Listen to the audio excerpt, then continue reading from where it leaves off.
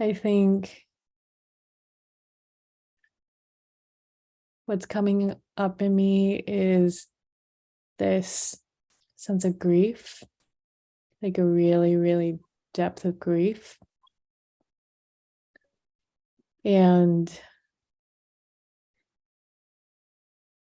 it's a feeling of this locked up, voiceless, an image of like people living in these cells of rooms, and very just like this sense of social disconnection and lack of social mattering and bonding and belonging then actually decapacitates to sense the deeper sense of belonging, like the deeper sense of belonging that we are elemental bodies, the belonging that earth actually gives us energy through our feet.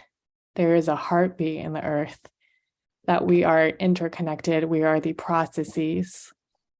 Like we are the air. We're not disconnected. Without air, we wouldn't be here. And without water, we would die within a few days. Like water is 80-90% of our system. Like these elemental exchanges is forgotten because so much of our attention is focused on the pains of these social disconnections. And at least in my experience, I can resonate with what you feel, Rachel. Like, I think that sense of disconnection and helplessness is so pervasive. And like the more I melt in my own traumas and disconnections and those feelings, the more my system opened up to the deeper sense of belonging, like to the elemental belongings, to like my body actually being an inter-exchange with the elemental cosmic forces, the earth elemental forces.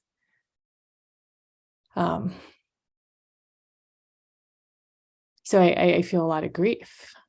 And I want to circle back to what Annette was saying is like how to, because it's so experiential and it's felt in my body.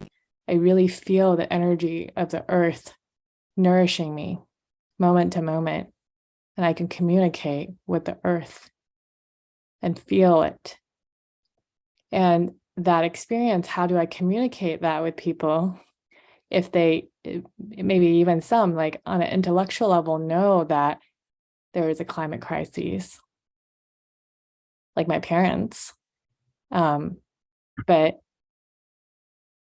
they are not, they don't feel it. Like they don't live it and breathe it. Like it is, how do we translate these experiential consciousness into words and communicate it with people?